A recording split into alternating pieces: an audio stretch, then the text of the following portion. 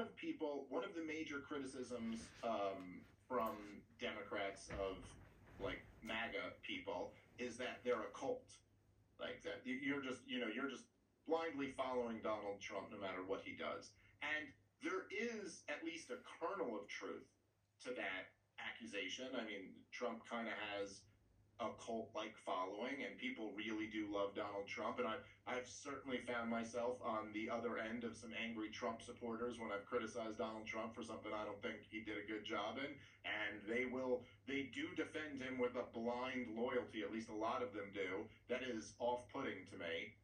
However, I must say I find the cult of the Democrats to be like 1,000 times creepier. There's something so much creepier to me about worshiping a machine over worshiping an individual. And the way that they're able to like pull Joe Biden out and put Kamala Harris in, and there's not one person in the United States of America who's like, now I can't support her. Could have supported Joe Biden, but can't support Kamala Harris. Like, that person does not exist. And they count on that. They just totally know that's true. Joe Biden, 6 weeks ago, these people would have given that reaction to Joe Biden. This week, Joe Biden speaks on Monday, and it's like, hey, get out of here, old man, and no one even cares. No one even cares. And say what you will about the Trump supporters, try pulling him out and putting someone else in. They'd be like, nope, we liked that guy. We don't like this next guy. And you'd have even if they got another good Republican who MAGA kind of likes, if you pulled Donald Trump out and put someone else in, you'd be like, I don't know, are they going to get 50% of Donald Trump's voters to vote for him? Maybe 60%? But there'd be tens of millions of people who wouldn't go along with that.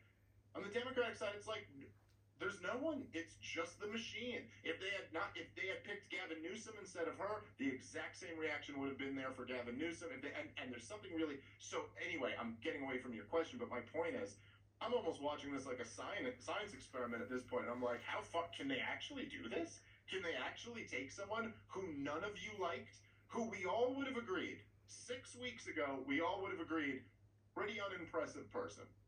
But now she's a rock star. She's a beacon of joy. She's a phenomenon and all of these things. It's like, wow, can they actually make that happen? And then, I just think there's major questions over whether Donald Trump would be allowed to get into the White House again. I mean, are we really having free and fair elections? According to YouTube, yes, and I'm not allowed to question that. But what's rattling in between my ears? I don't know. I don't know if that's true. And look, I'm not trying to say anything that I don't know. And for people who do follow my stuff, I'm not like a conspiracy kook. I don't just jump on conspiracies if I don't have solid evidence that they're true.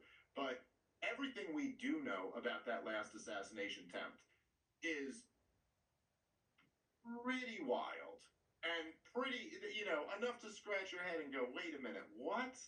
What?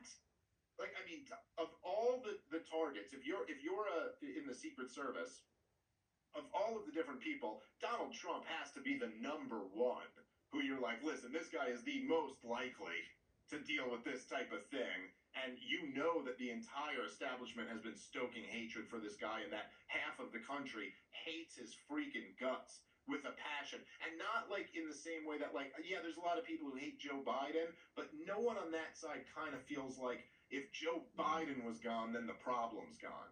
Just like no one feels that way about Kamala Harris right now. No one thinks if she's gone, then the problem is gone. Everyone knows that there's just another one of her waiting right behind her. But on the other side, they do at least seem to have the attitude that this guy is the problem.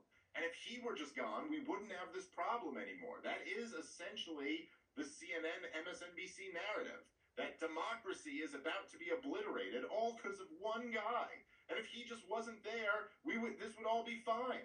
And so in that environment, you're telling me that this kid is on videotape scoping out the roof for over an hour before he gets up there, and then he's allowed to get up 130 yards away from the former president and have a direct shot while people on the ground are screaming, that man's got a gun? And the president isn't rushed off stage. And again, just coupling that with all the other things they've done to this guy, I'll just say it's just starting to look like what it looks like. And so, will they try again? Yeah, maybe. I don't know. Maybe they will, or maybe something else crazy happens. So the long and the short is there's just so many variables this time. I have no clue. My gut tells me that the whole Kamala Harris thing is astroturfed and fake, and that if there was a real fair election today, I think Donald Trump beats her.